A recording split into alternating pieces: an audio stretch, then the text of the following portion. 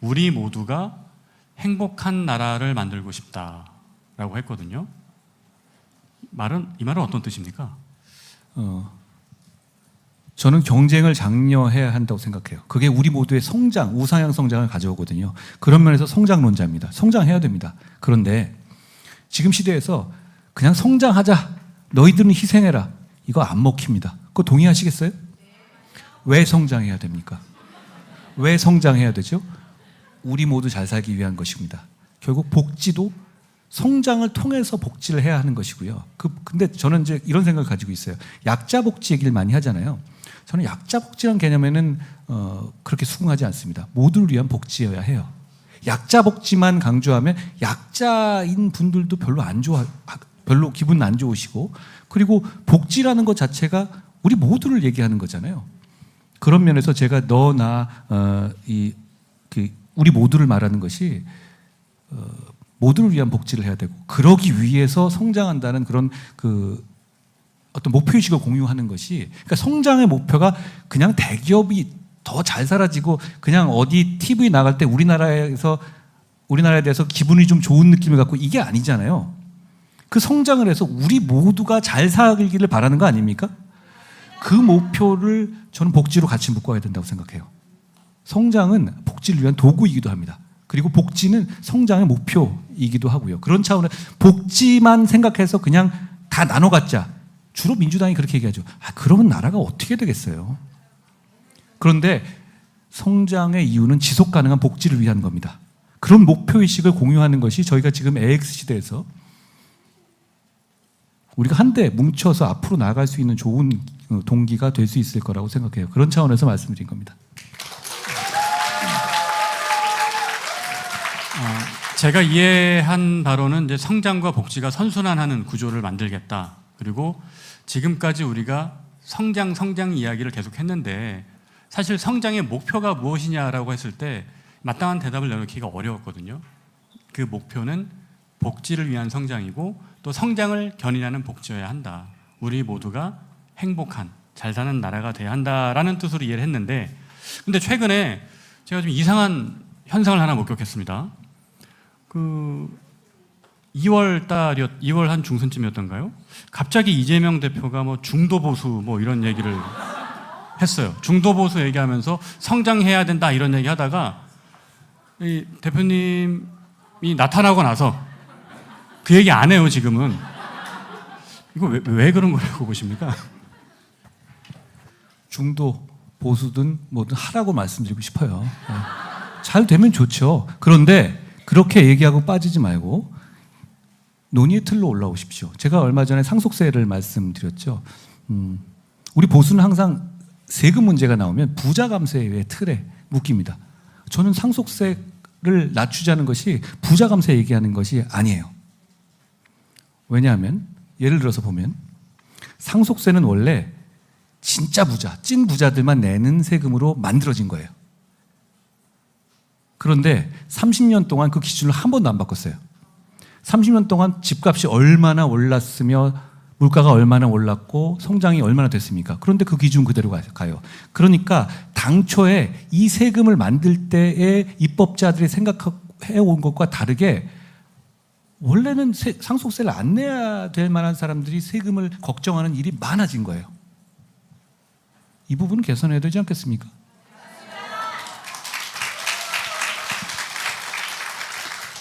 이 부분에 대해서 우리 국민의힘은 지속적인 문제를 제기해 왔어요. 그렇지만 번번이 다수당인 더불어민주당에서 막혀왔죠.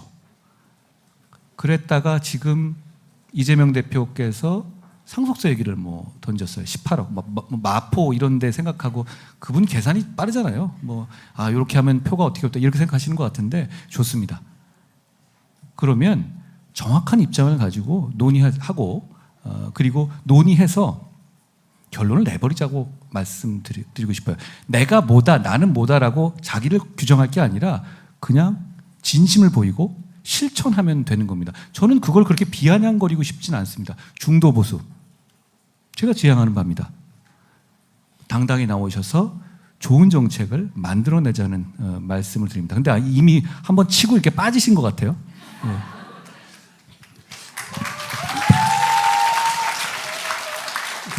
말씀하신 이제 상속세 부분 조금 첨언 드리면 제가 예전에 관련 기사를 쓰면서 찾아보니까 그렇더라고요. 그러니까 97년에 마지막으로 이 세법이 전폭 개정이 돼서 과표 구간하고 뭐 공제하는 부분이 돼 있었는데 그게 아직까지도 안 바뀐 거예요. 그러니까 98, 9년도 90년대 후반 마포의 아파트 30평대 아파트가 1억 5천 정도 했습니다. 근데 지금은 10배 이상 올랐죠.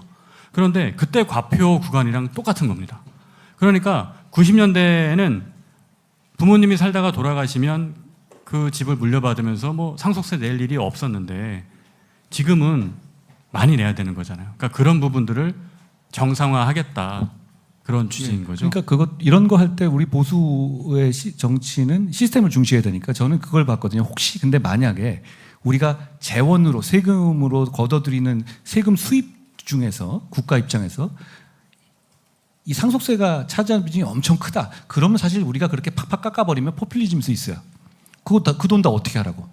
그런데 실제로 상속세가 전체 우리 조세 수입 중에서 차지하는 비중은 한 2, 3%에 지나지 않아요. 그러니까 이 부분에 대해서 이걸 정상화하는 것이 결코 국가 재정에 부담되는 것도 아니라는 말씀을 드립니다. 늘 저는 이렇게 접근해야 된다는 이유가 뭐냐면 보수 정치가 감세를 얘기할 때 선의로 감세를 얘기할 때 매번 부자 감세 프레임에 족족 당해버려요. 그렇죠? 근데 이거는 그게 아니라 잘못된 세금 정책을 정상화한다는 명분과 설명이 반드시 필요한 겁니다. 저는 이런 설명이 국민들에게 충분히 설득력이 있을 수 있다라는 생각을 해봅니다.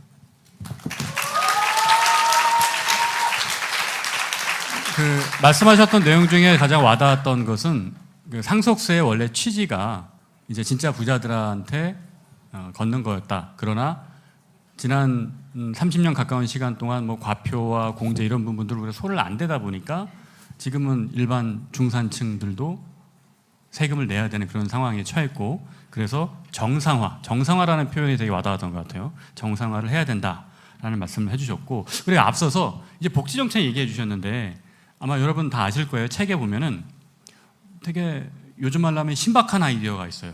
한평생 복지 계좌라고 있는데 그 한평생 복지 계좌 설명하시면서 전에 법무부 장관 계실 때 범죄 피해자 통합센터 만든 적 있으셨죠? 그 얘기 좀 잠깐 해줄 수 있으세요? 이게 한평생 복지 계좌는 이렇게 생각을 했어요. 저는 여러분 어떤 복지 혜택을 국가로부터 받고 계신지 아십니까? 그러니까 매번 불만 아닙니까? 나라가 왜 나한테 해주는 게 하나도 없어? 다 이렇게 생각하지 않습니까? 많이 해주고 있어요. 근데 우리는 받은 건 그냥 잊어버리고 영에서 항상 얘기를 하잖아요. 그런데 그러다 보면 국가가 해주는 그것도 제대로 찾아 먹지도 못합니다. 그런데 그게 굉장히 많은 곳에서 공급자 기준으로 복지를 주고 있어요. 그러니까 받는 사람이 총 어디로부터 얼마만큼 받는지를 통계를 잡고 있지가 않습니다. 그러다 보면 중간에 누수도 많고 그리고 받는 사람 입장에서는 내가 국가로부터 너무 안 받고 있는데라고 생각하기 쉽습니다. 저는 그런 차원에서 국가로부터 받는 모든 복지 혜택을 현금성 혜택 그리고 서비스성 혜택 모두 포함해서 하나의 계좌로 관리한 사람 1인당 그래서 모아놓으려는 아이디어를 말씀드린 거예요. 왜 그러냐면 지자체라든가 각각의 경우 비슷한 걸 되게 많이 합니다. 그런데 이걸 이상적으로 말한다면 통합하면 좋겠지만 그거 현실적으로 어렵습니다. 각각의 다 비즈니스가 생긴 상황에서 어려운데 다만 받는 사람 기준에서 하나로만 모으게 되면 받는 사람 기준에서야 어디서 오든 뭔 상관입니까? 그걸 쓸 수 있게 하고 그리고 필요한 경우에 내가 필요하지 않는 경우에는 일정한 조건 하에서 다른 복지로 전용할 수 있게 하나의 계좌로서 관리할 수 있게 하자라는 게 제 생각입니다. 제가 이 생각을 왜 하게 됐냐면 첫째는 제가 당대표 할 때 한전에서 여름에 아주 어려운 분들 그 전기요금 깎아드리는 그런 걸 한 적이 있어요. 어렵게 했었는데 그때 130만 정도 되는 기초수급자 대상으로 깎아드렸거든요. 면제해드린 거죠. 7, 8월, 7월 정도였습니다. 너무 더울 때였으니까요. 그런데 재원이 조금 더 있더라고요. 그래서 좀 더 넓혀보자라고 했는데 저희가 그 넓혀보는 기준을 못 잡았어요. 그런 관리를 아무도 안 하고 있습니다. 기초수급자는 쉬운데 그렇지만 그 다음 넘어간 다음 단계는 도대체 우리 국민의 어떤 분들이 지자체 포함해서 어떤 혜택을 받고 있는지에 대해서 파악이 안 되는 겁니다. 그러니까 기초수급자 위주로 계속 가는 거예요. 왜냐하면 복지를 주는 사람 입장에서는 마음 편하잖아요. 기초수급자시니까. 그렇기 때문에 이걸 한데 묶어야 한다는 아이디어를 제가 그때 생각했고요. 그리고 법무장관 할 때 보면 범죄 피해자들이 있는데 각각 여가부, 법무부, 경찰, 소비자 각각의 경우에 범죄 피해자에 대한 구호센터를 다 운영하고 있어요. 그런데 그 범죄 피해자 입장에서는 각각의 경우에 가서 서로 간의 서비스가 뭔지도 모르는 상태에서 아무 데나 가서 돌아다니면서 해야 되는 거예요. 결국은 이건 한데 뭉치는 것이 소비자의 편익을 극단적으로 증대시키는 효과가 있습니다. 이 정부 영역에서도. 그래서 제가 뭘 했냐면 오프라인으로 각각의 기관들을 한 군데 모으고 피해자가 오시면 어차피 한 건물에서 그걸 해결할 수 있잖아요. 그렇게 통합센터를 만들었거든요. 반응이 굉장히 좋았습니다. 피해자 입장에서는 법무부 서비스든 여가부 서비스든 그게 뭔 상관입니까? 좋은 서비스를 받으시면 되는 거지. 역시 이렇게 하나로 모으는 작업이 되면 저는 복지가 훨씬 더 누수도 없고 효율적이 될 수도 있다고 생각해서 이 부분을 정책으로 생각해 봤습니다.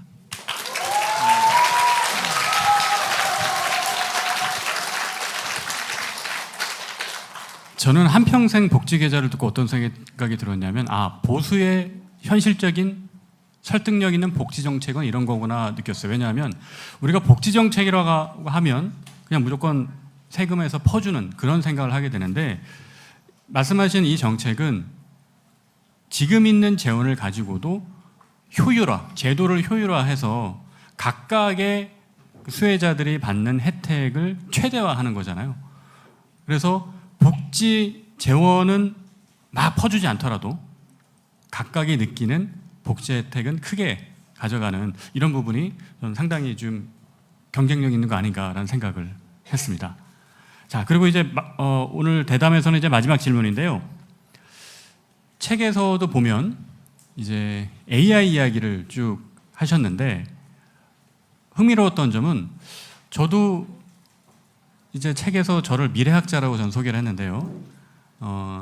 AI 얘기를 저도 많이 하고 책에서도 많이 썼는데 AX 혁명이라는 표현을 쓰셨어요. 그래서 AX 혁명은 어떤 겁니까? 많이들 쓰는 말 아실 것 같은데 AI 트랜스포메이션을 말하는데요.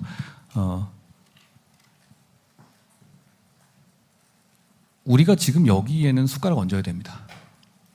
지금은 우리가 다른 것보다도 늦지 않게 AX 혁명에 AI 시대에 숟가락을 얹어야 돼요. 그러면 우리는 삽니다. 복잡할 거 없습니다. 그것이 정치가 그 문제를 전폭적으로 지원해야 합니다. 산업혁명 시기랑 비슷합니다. 그 시기에 그냥 증기기관이 아니라 그냥 사람들 러다이트 운동 생각하면서 그냥 우리는 옛날까지 남았겠어. 그러면 어떻게 되겠습니까?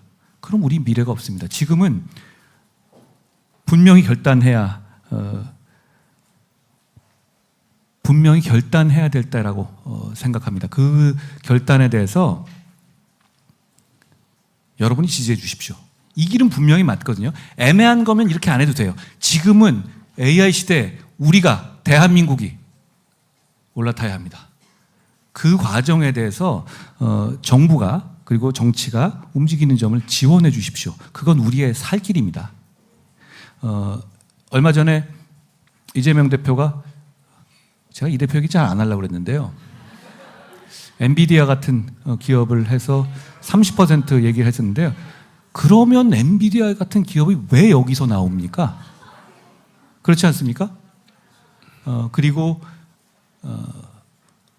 정말 위험한 분이다라는 생각을 다시 했습니다. 그건 남미에서 독재 정권이 국유화하던 그림 아닙니까?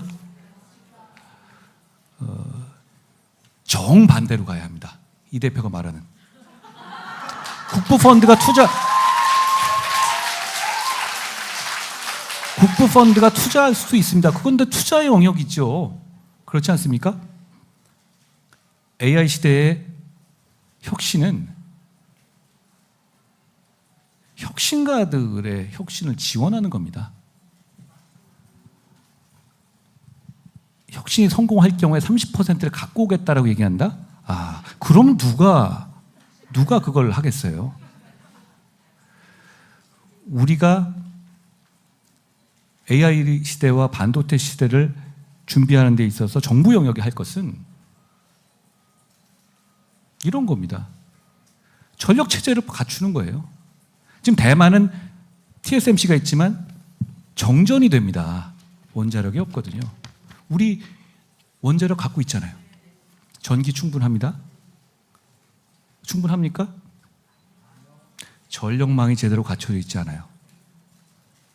그거 제대로만 갖춰도 우리는 경쟁력이 있습니다. 우리는 다른 거 할 게 아니라 GPU 구해주고 전력 준비하고 이겁니다. 나머지는 민간이 해야죠. 우리가 뭘 압니까? 우리가 아는 정도는 뭐가 필요한지를 알고 전폭적으로 지원해주고 거기에 대해서 실패를 두려워하지 않게 제반 여건을 만들어주는 게 전부입니다. 괜히 폼 잡으면서 엔비디아 얘기하면 30% 갖고 온다?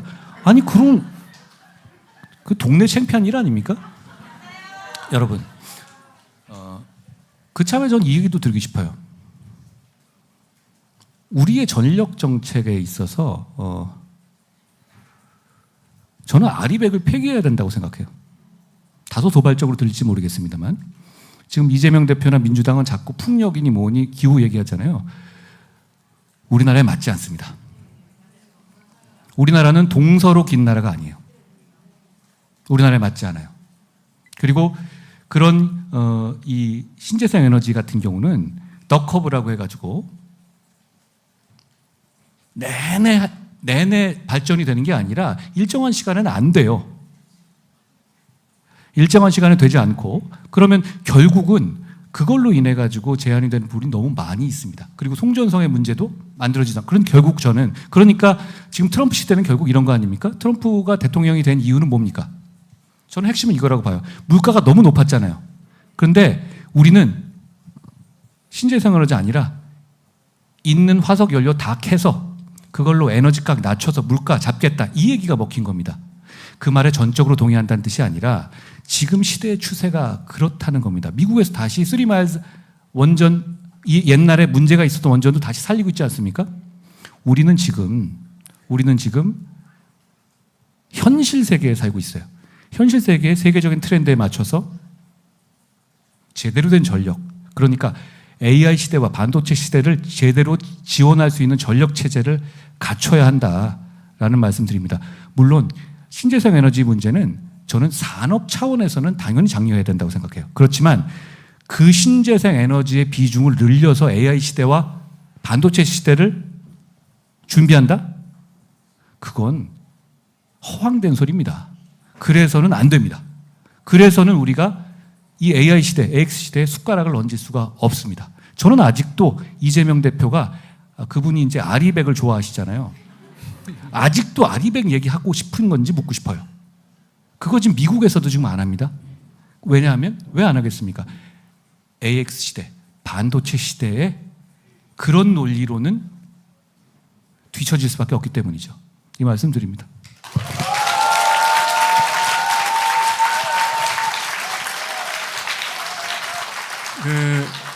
AX 시대에 대한